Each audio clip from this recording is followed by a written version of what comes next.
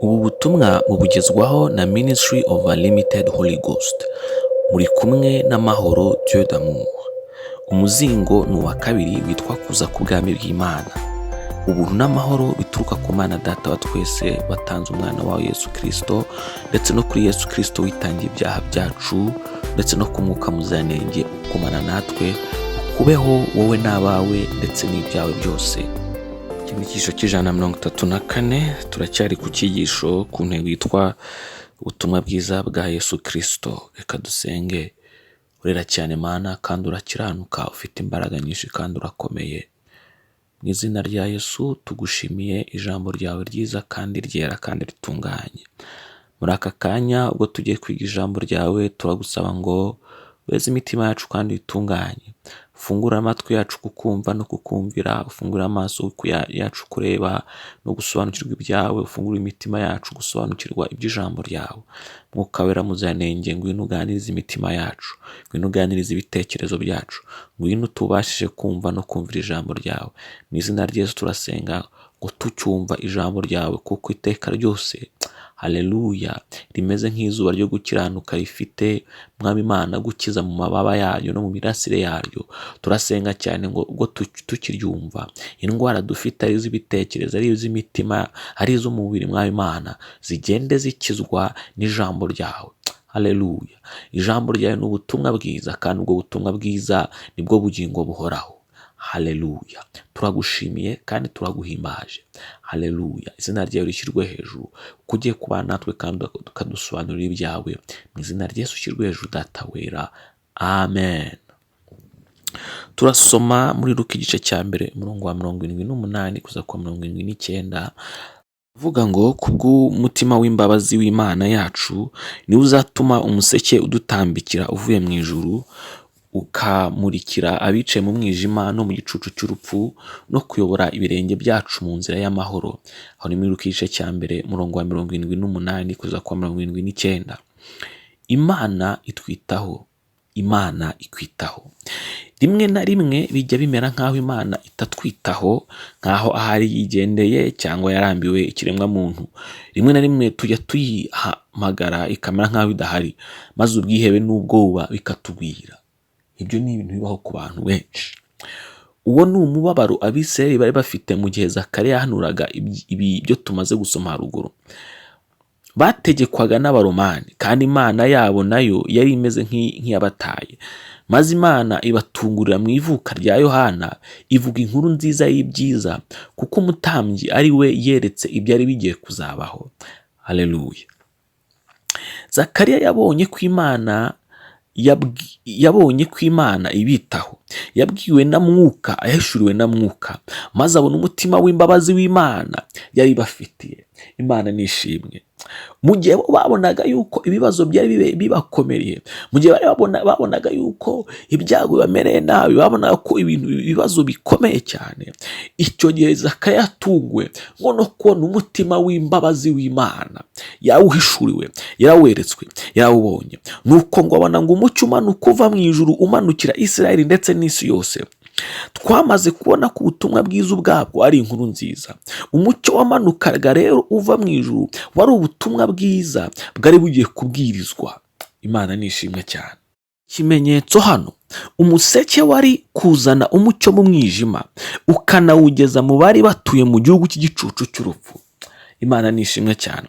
Muri Matayo ibice 4 umurongo wa 13 wa 15 kuza ku wa 17 haravuga ngo yimuka i Nazareti, uwo ni Yesu, atura i Kaperinawumu, umudugudu uri ku nyanja mu rugabano rwa Zebuluni na Nafutali. Mu gihugu cya Zebuluni na Nafutali hafi y'inyanja hakurya ya Yorodani, ni Galilaya y'abapagani. Abantu bari bicaye mu mwijima babonye umucyo mwinshi, kandi abari bicaye mu gihugu cy'urupfu no mu gicucu cyarwo bamurikirwa n'umucyo. Yesu ahera ubwo atangira kwigisha avuga ati, mwihane kuko ubwami bwo mu ijuru buri hafi. Imana nishimwe cyane. Zakariya yabonye ubutumwa bwiza. Haleluya. Uwo mucyo yabonaga uva mu ijuru waturutse ku mutima w'imbabazi w'Imana. Haleluya. Niwo yabonye uturukamo wa mucyo mwinshi. Mu yandi magambo, ubutumwa bwiza burya buturuka mu mutima mwiza w'Imana, mu mutima w'imbabazi w'Imana. Umutima w'imbabazi w'Imana ni utuma wumva ubutumwa bwiza. Umutima w'imbabazi w'Imana ni utuma ubutumwa bwiza buvugwa. Imana nishimwe cyane.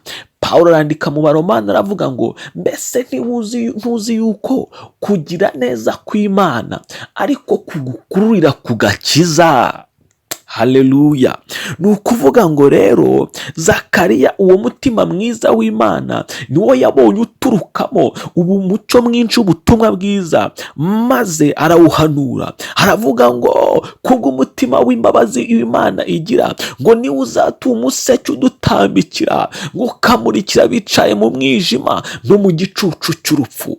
Ubwo ni ubutumwa bwiza yabonaga. Imana nishimwe cyane.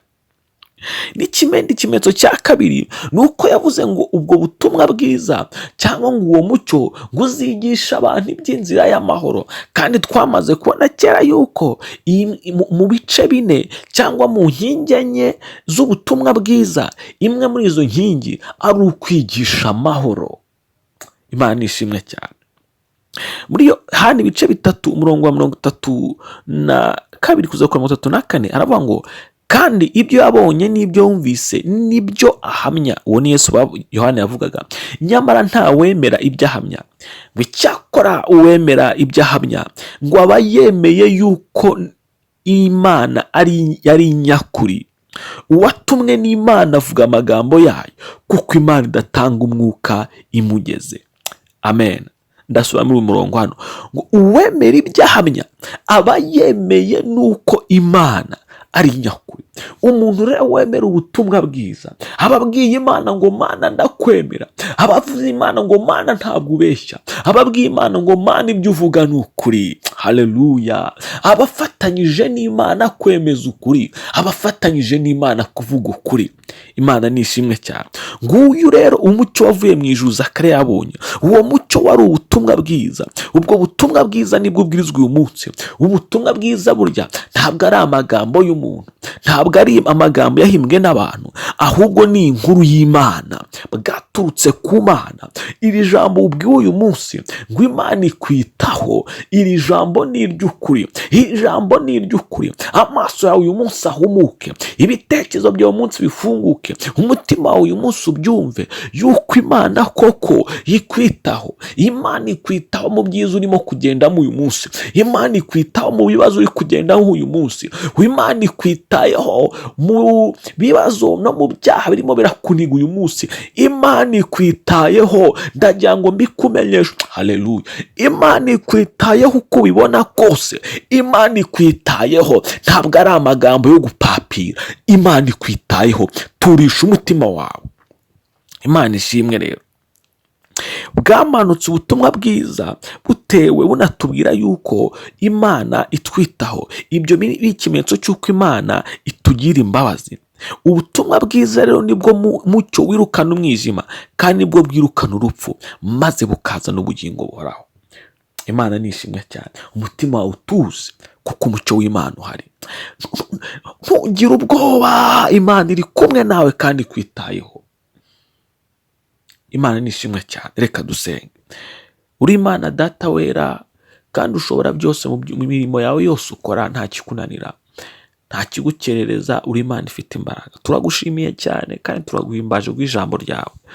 Mu izina rya Yesu turakwinginze ngo ubwo tumaze kumva ijambo ryawe, Mwami Imana, uduhe kwizera, gutuma twizera yuko Mwami Imana utwitayeho mu bibazo duhura nabyo, mu ntambara turwana nazo, mu batwanga no mu baturwaye no mu batuvuna, mu bitugerageza byose. Mwami Imana, uduhe kumenya iki ngiki data wera, yuko data mwami Imana igira neza utwitayeho, yuko data mwami Imana ishobora byose utwitaho. Turakwinginze iki gitondo rero mwami Imana, turakwinginze igitondo data wera, turakwinginze igitondo Mana igira neza. Turagusaba cyane ngo Uwiteka amagambo yawe ahame ku mitima yacu no ku maso yacu no mu bitekerezo byacu no hagati y'amaso yacu, kugira ngo tuyibwire amanywa nijoro tutiheba, ahubwo mwami Imana tube dufite ibyiringiro bitanyeganyega yuko twitayeho. Ohereza mwuka wawe wera rero mwami Imana, kugira ngo bashe gutuma tugenda nk'abantu bizera yuko Imana itwitaho, kugira ngo bashe gutuma